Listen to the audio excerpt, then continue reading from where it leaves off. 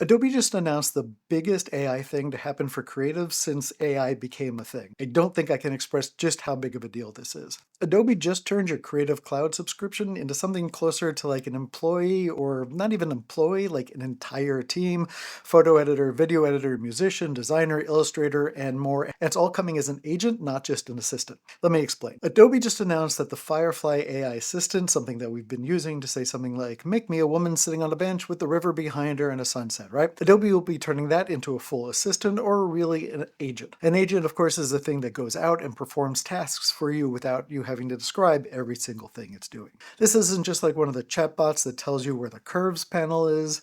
This is an AI agent, a full-blown agent, meaning you type what outcome you want. Take these 10 photos and retouch them, for example. Or take all these images, move them into Premiere, and make a wedding video. When you describe things, the assistant figures out which apps to open, which tools to run, and in what order. And then it goes and it does that. So Photoshop, Premiere, Lightroom, Illustrator, Firefly, Express, Acrobat, all of them eventually from one chat window. And Adobe says that the conversations you're having with the tool will follow you from tool to tool. So let's say you're working in Photoshop with images and then you jump over to Illustrator, it will know the conversations that you were having so it can keep working. They also say that over time, the agent will start to learn what you're doing and will start to do things better. Let's say that you're a photographer doing portraits. Over time, it's going to know the kind of retouching that you want to do with your images, and it'll be able to do that for you. And the more work you do with it, the more it knows about you, the closer the results are to what you want. But it also unlocks all kinds of creativity for people who were not able to do things for themselves. I'm David, and on this channel, I teach creatives how to use the tools to make their lives better, more simply. Adobe is the 800-pound gorilla in a room, and they just took their decades of experience with design tools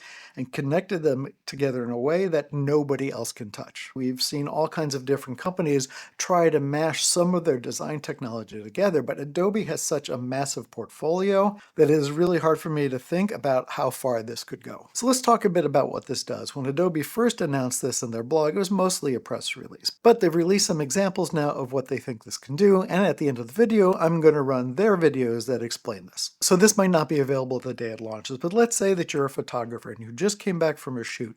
You have 800 raw files. You used to have to sit in Lightroom and call the files and rate them, edit them, export them, and then you'd switch over to Photoshop to do retouching. I've done this before. It takes hours to do, but that could just become a sentence or two.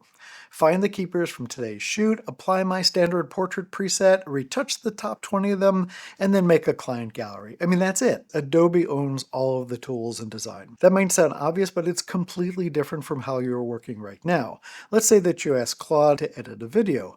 Claude can describe the edit, it can tell you what to do, but it can't do it because Claude doesn't use Premiere. None of the other AI companies can do that because they don't have the time to build up that creative platform that Adobe has. And this is the part that I think is really game-changing, Adobe isn't trying to make a walled garden where you have to only use their models. They're not trying to replace the other AI models. They're kind of absorbing them, or at least they're working with them. So let's take a look at Firefly right now. I have a video about how you can use generative expand and generative fill with Firefly with different models than Adobe's model. Firefly right now is using, I think, more than like 20 or 30 models. Adobe looked out at the AI landscape and said, we're not going to compete with all of these. We're going to make them all available inside our platform and let you pick the best one for the job. Adobe isn't really a model company. They don't make a large language model. They're not trying to win the model race. They're the platform that runs all of the models inside the tools that professionals use every single day.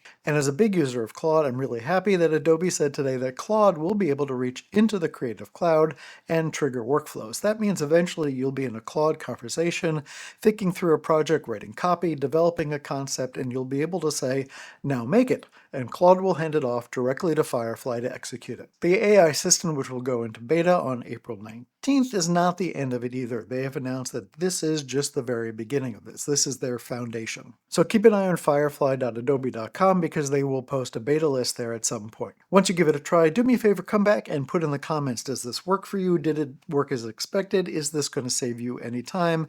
Do you have any new ideas about what you can do as a creator now that you have these tools? Okay, so now I'm going to run the Adobe videos, and I am David, and I, for one, welcome our AI overlords.